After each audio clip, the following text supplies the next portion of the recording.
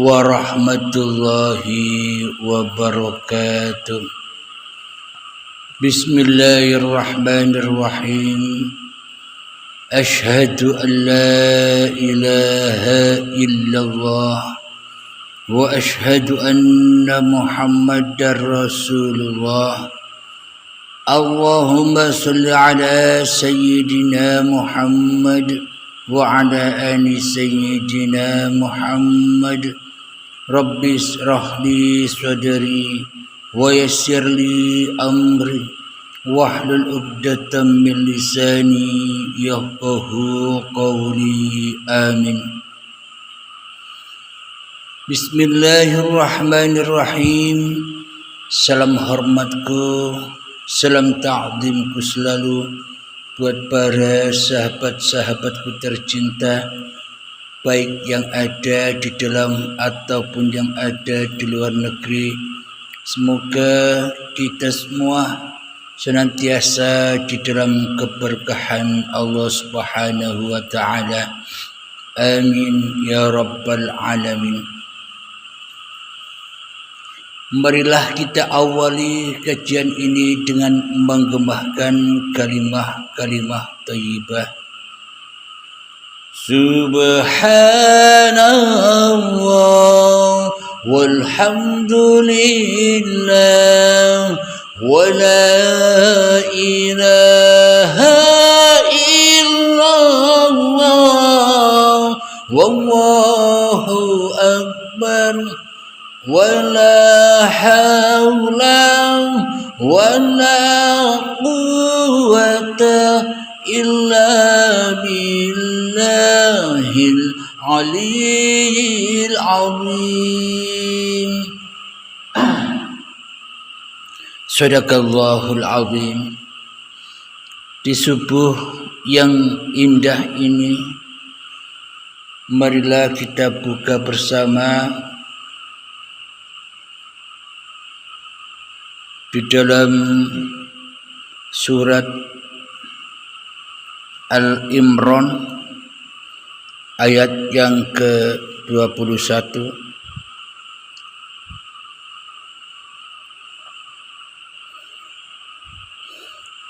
A'udzu billahi minasy syaithanir rajim. Bismillahirrahmanirrahim. Innal ladzina yakfuruna bi ayatillahi wa yaqtuluna an-nabiyyina bighairi haqqin wa yaqtuluna alladhina ya'muruna bil qisti minan nasi fabashshirhum bi'adzabin alim. Yang artinya, sesungguhnya orang-orang yang kafir kepada ayat-ayat Allah dan membunuh para nabi yang memang tak dibenarkan, dan membunuh orang-orang yang menyuruh manusia berbuat adil, maka gembirakanlah mereka bahwa mereka akan menerima siksa yang pedih. Shadaqallahul azim.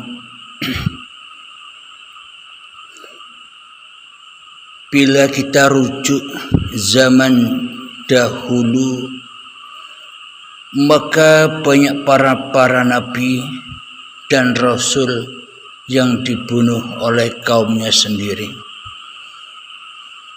Akan tetapi di sini menerangkan makna mutasabbihatnya.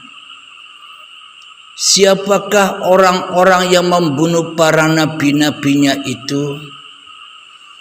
Siapakah orang-orang yang membunuh para rasul-rasulnya itu?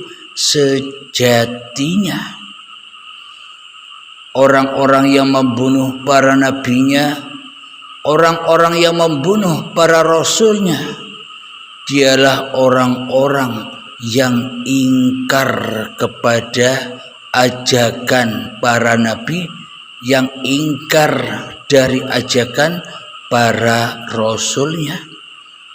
Diajak untuk kemana? Diajak untuk kembali kepada Tuhan yang telah menciptakan dirinya. Karena manusia selama ini sama-sama ingkar kepada Tuhannya, maka didatangkanlah para nabi dan para rasul. Selama ini kita ingkar kepada kewujudan Allah, kita ingkar kepada kenyataan Allah, kita ingkar kepada penciptaan Allah, karena kita mendirikan, karena kita membentuk kerajaan-kerajaan yang selain Allah di dalam setiap dada manusia kita selama ini, ya termasuk saya. Maka dari itu didatangkanlah para nabi dan para rasul dengan firman-firman yang diturunkan kepada para nabi dan para rasul agar manusia kembali kepada habitatnya, yakni makhluk yang tak boleh berkuasa, makhluk yang tak boleh wujud, makhluk yang tak boleh hidup. Akan tetapi kewujudan, kenyataan, kehidupan dan kekuasaan ini hanyalah milik Sang Khalik, hanyalah milik Sang Pencipta. Alhamdulillahirabbil alamin. Akan tetapi manusia kita selama ini telah mendirikan kerajaan-kerajaan sendiri di dalam hati kita, maka manusia merampok, membinasakan, memusuhi Tuhannya di dalam hatinya. Dirampoklah wujud ini, wujud Abdul Halimnya.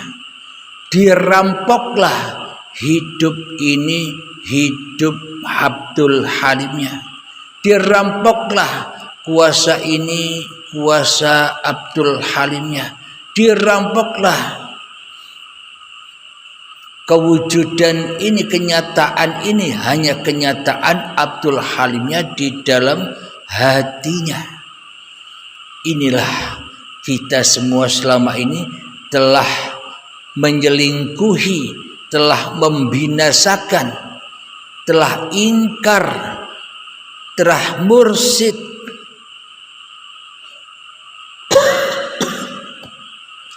telah musyrik, telah murtad kepada yang telah menciptakan kita.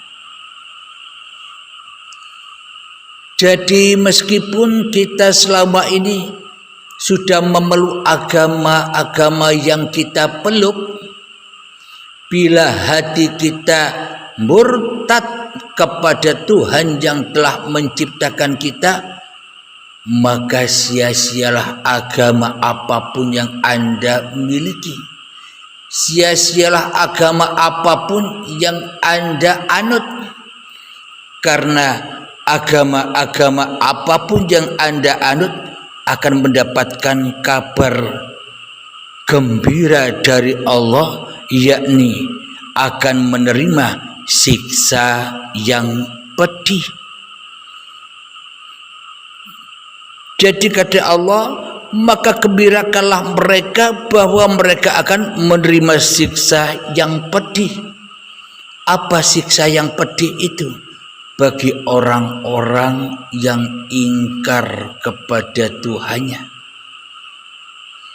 Kebanyakan manusia mengaku-ngaku telah bertuhankan Tuhan. Manusia mengaku-ngaku telah mempertuhankan Allah, Bapa, Romo, Gusti, Sang Hyang Widi di dalam hatinya. Tapi semua persembahannya, semua pengabdiannya hanyalah hayalan-hayalan diri manusianya sendiri. Karena yang wujud di dalam hati manusianya, karena yang hidup di dalam hati manusianya, karena yang berkuasa menjadi raja dan Tuhan di dalam setiap hati manusianya, masihlah nama diri manusianya sendiri. Karena itulah bertuhannya manusia selama ini, beragamanya manusia selama ini hanyalah bertuhan dan beragamakan kepada hayalan-hayalan hawa nafsu manusianya sendiri. Karena apa? Karena manusianya lebih rela, karena manusianya lebih ridho menjadi utusan-utusan setan, menjadi rasul-rasulnya setan, menjadi pesuruh-pesuruh setan, hawa nafsu kita sendiri, daripada menjadi Rasulullah, menjadi utusan-utusan Allah, menjadi pesuruh-pesuruh Allah. Karena manusianya murtad dari Allah, murtad dari Sang Penciptanya. Karena manusia seolah-olah sudah menganggap bahwa hidup ini hidup ciptaan manusianya. Karena selama ini manusianya menganggap bahwa badan ini badan ciptaan manusianya. Apa buktinya itu semua? Buktinya kita mengaku-akui bahwa kehidupan dan badan ini adalah milik kita, serta kita mengaku-akui apapun yang kita kerjakan, apapun yang kita aktivitaskan, kita aku-akui milik kita sendiri.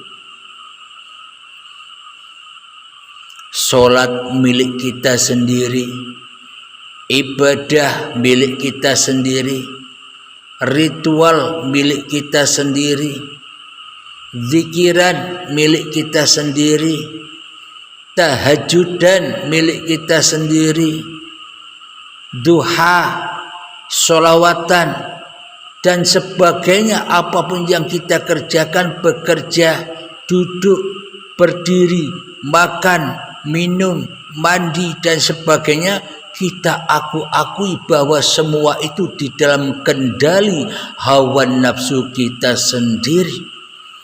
Inilah orang-orang yang membunuh para nabi dan yang membunuh para rasul-rasulnya Allah. Dibunuh, diubah jadi rasulnya hawa nafsu, dibunuh, diubah menjadi utusan-utusan hawa nafsunya sendiri, dibunuh, diubah menjadi pesuruh-pesuruh Abdul Halimnya sendiri selama ini. Inilah mutasabihatnya orang-orang yang membunuh para nabi dan para rasulnya. Jadi cerita yang ada di dalam Al-Quran itu semuanya mengandung mutasabihat, semuanya mengandung tanda-tanda kebesaran Allah. Hiasan-hiasan yang indah, yang tak mampu diartikan oleh manusia.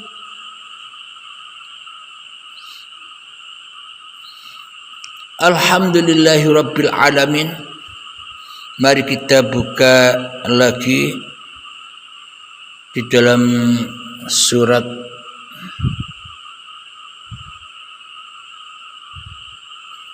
Al-Baqarah ayat yang ke-91.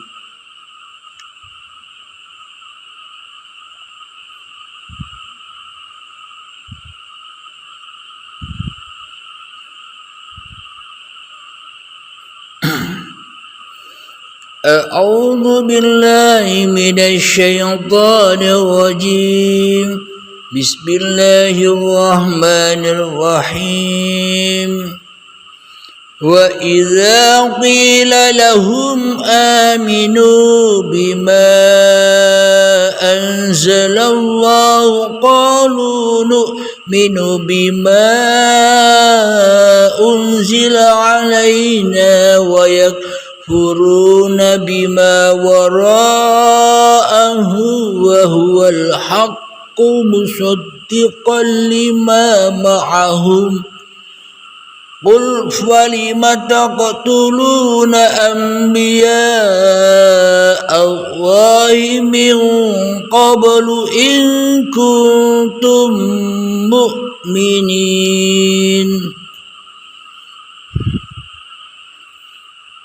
Yang artinya, dan apabila dikatakan kepada mereka, berimanlah kepada apa yang diturunkan oleh Allah. Mereka menjawab, kami beriman kepada apa yang diturunkan kepada kami, dan mereka ingkar kepada apa yang setelahnya, padahal Al-Quran itu adalah yang hak, yang membenarkan apa yang ada pada mereka. Katakanlah Muhammad, mengapa kamu dahulu membunuh nabi-nabi Allah jika kamu orang-orang yang beriman? Shadaqallahul azim. Inilah kenyataan paparan atau kajian yang kita kaji tadi, yakni manusia yang membunuh para nabi dan manusia yang membunuh para rasulnya, yakni manusia yang membunuh Tuhannya di dalam hatinya. Akhirnya manusia merampas singgasana Tuhannya, manusia merampas kekuasaan Sang Khalik menjadi kekuasaan makhluknya di dalam hatinya. Kalau Anda tidak percaya, coba cek di dalam masing-masing hati Anda. Ada siapakah di dalamnya? Yang ada di dalamnya diri Tuhan yang menciptakan kita semua, ataukah yang ada di dalam hati kita malah diri kita masing-masing yang menjadi penguasanya? Diri kita masing-masing yang menjadi pemiliknya, diri kita masing-masing yang menjadi penghuni rumah tua, yakni badan-badan ini. Maka yang dikatakan orang-orang yang beriman itu, ketika manusianya sudah gaib di dalam hatinya, yang wujud hanyalah Tuhannya. Itulah orang-orang yang beriman, bukan kebalikannya. Tidak mungkin orang-orang yang beriman itu orang-orang yang merasa wujud dirinya di dalam hatinya daripada kewujudan Tuhan yang telah menciptakannya.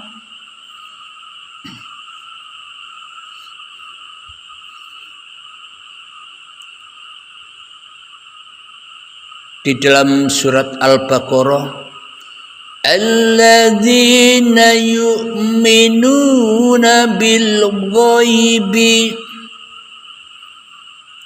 orang-orang yang beriman itu adalah orang-orang yang beriman kepada hal yang gaib.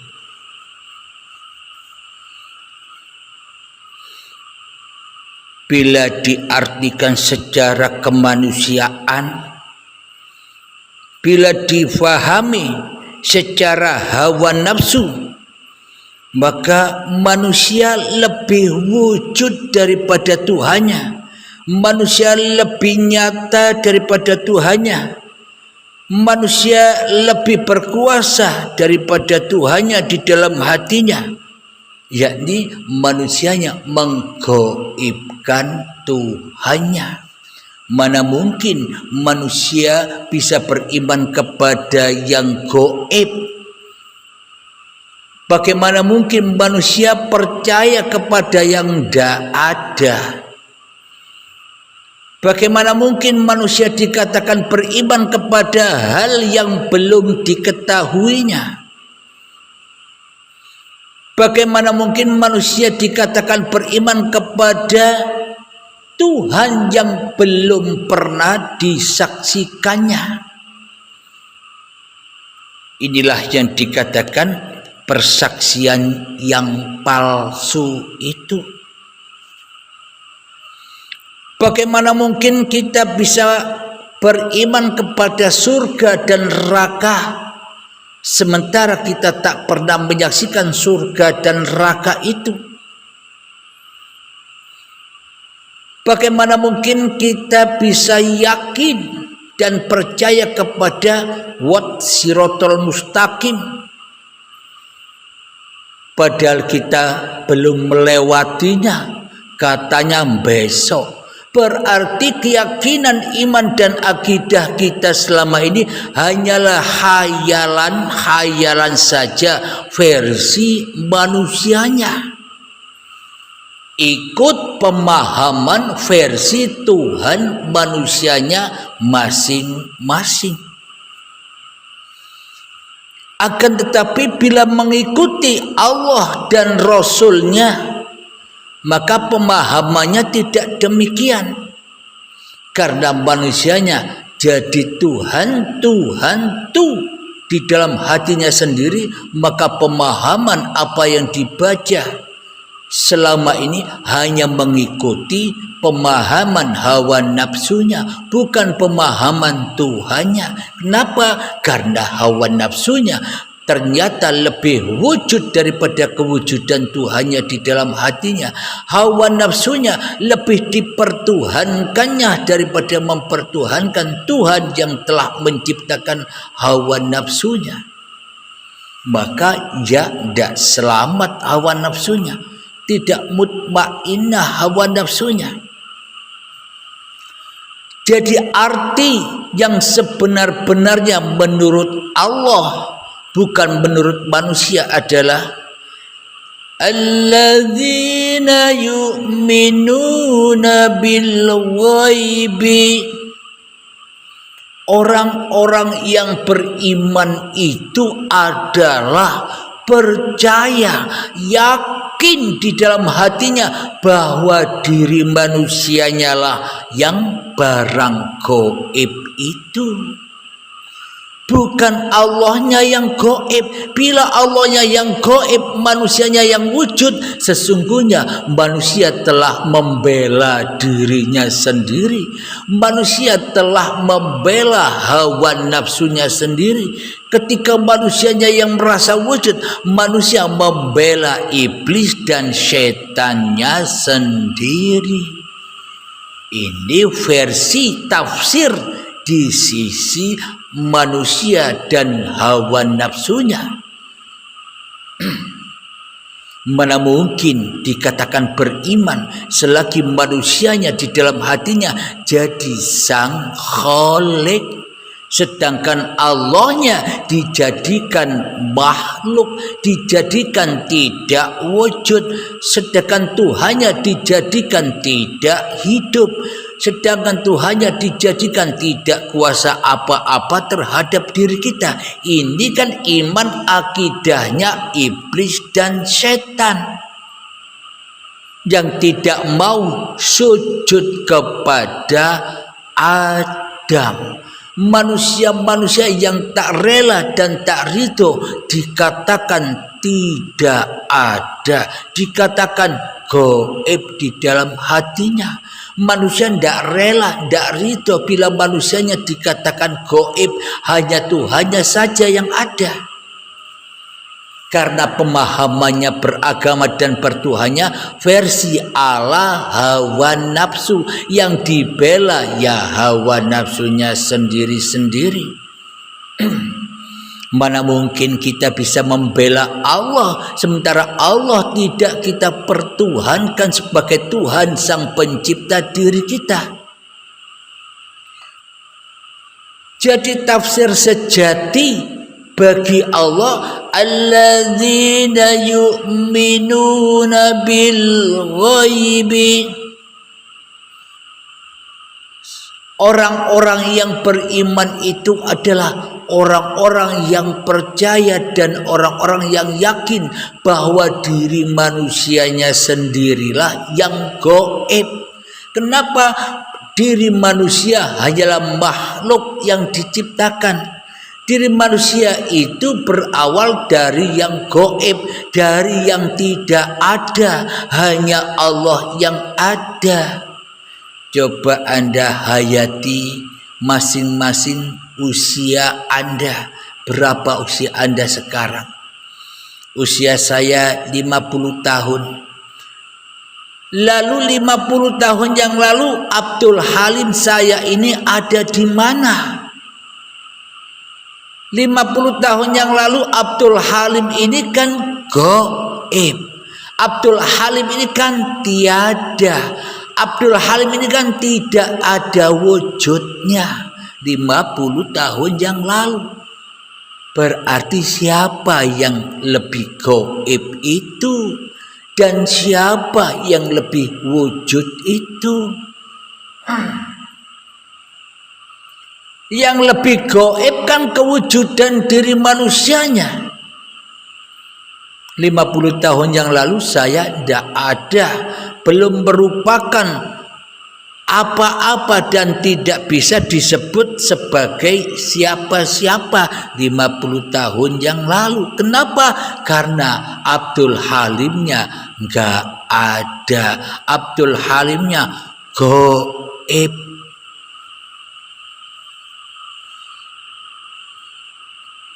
Bila kita membela hawa nafsu Abdul Halimnya sendiri di dalam hatinya, bila Anda membela nama-nama diri Anda sendiri di dalam hati Anda, tentunya Allahnya, Tuhannya, Sang Kholiknya ya rakanggo.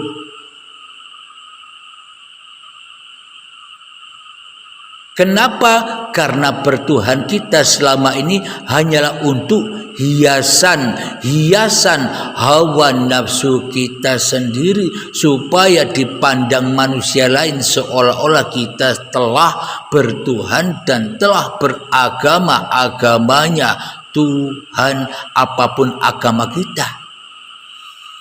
Sesungguhnya selama ini kita hanya penyembah-penyembah manusia, penyembah-penyembah hawa nafsu. Kita beragama dan bertuhan versinya manusia, versinya hawa nafsu. Itulah yang dikatakan penyembah-penyembah dirinya sendiri, penyembah-penyembah kemanusiaannya sendiri. Inilah manusia-manusia yang membunuh para nabi dan yang membunuh para rasul-rasulnya. Lalu apa buktinya bahwa kitalah yang gaib? Bahwa kitalah yang tak nyata kewujudannya, bahwa kitalah yang tak nyata kehidupannya. Bukti bahwa kitalah yang tak wujud, yang tak hidup. Coba kita buka di dalam surat Al-Insan, surat untuk manusia, surat dari Tuhan untuk manusia. Coba kita simak bersama. A'udzu billahi minasy syaithanir rajim. Bismillahirrahmanirrahim. هل أتى على الإنسان حين من الدهر لم يكن شيئا مذكورا, yang artinya, bukankah pernah datang kepada umat manusia waktu dari masa yang ketika itu belum merupakan sesuatu yang dapat disebut. Inilah bukti yang nyata itu, bahwa sesungguhnya manusia ini bukan apa-apa, bukan siapa-siapa, alias gaib yang wujud hanya Tuhannya.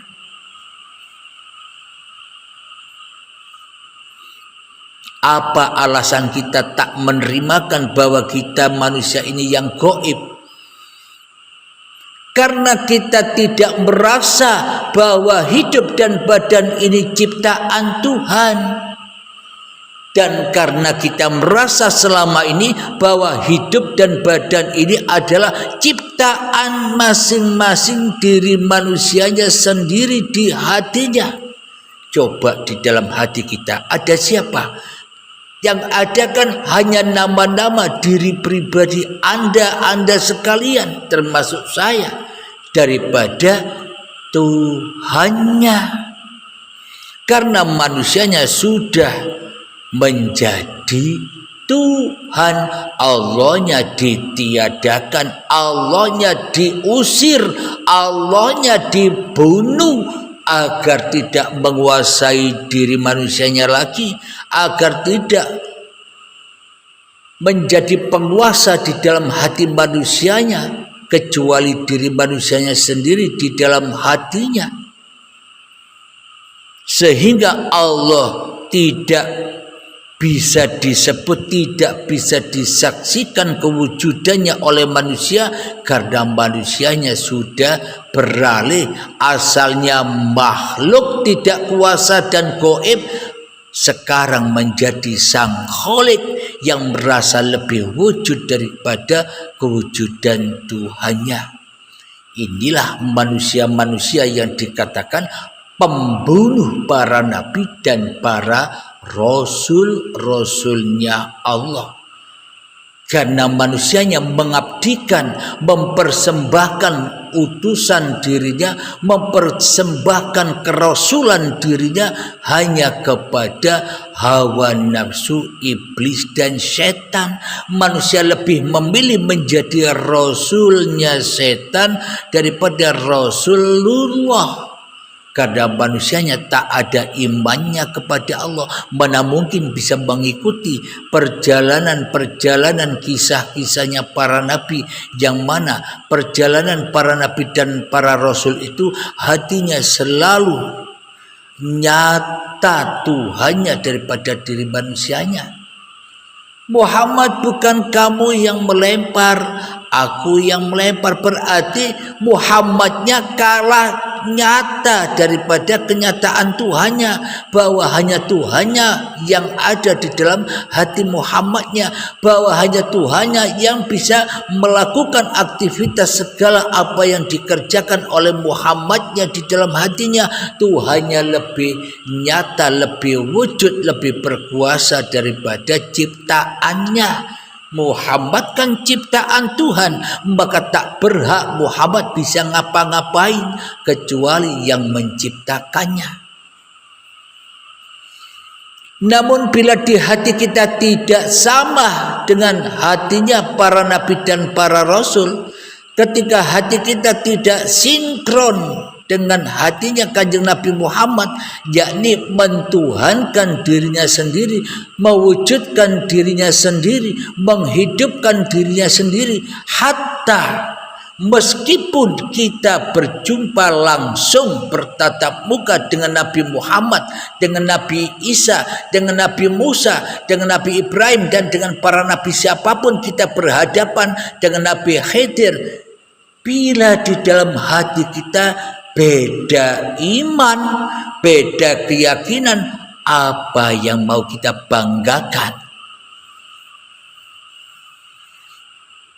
Jangankan mimpi, jangankan kita mengaku-akui kita umat Muhammad, padahal di dalam hati kita beda Tuhan dengan Nabi Muhammad, beda Tuhan dengan Nabi Isa, beda Tuhan dengan Nabi Musa, dan sebagainya. Beda Tuhan dengan Nabi Daud. Apa yang mau kita banggakan bila iman akidah kita ingkar daripada ingkar kepada Tuhannya para nabi dan Tuhannya para rasul. Ya sia-sia wae meskipun Nabi Muhammad bisa kita saksikan secara live, secara langsung, kita bisa bertemu langsung dengan Nabi Muhammad. Bila iman kita tidak sama dengan Nabi Muhammad, mana mungkin kita bisa menjadi umatnya Nabi Muhammad? Imannya beda kok ngaku-ngaku umatnya Nabi Muhammad. Akidahnya beda kok ngaku-ngaku menjadi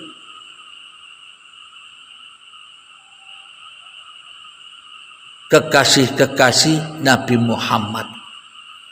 Semua itu hanyalah khayalan-khayalan prasangka hawa nafsu itu sendiri.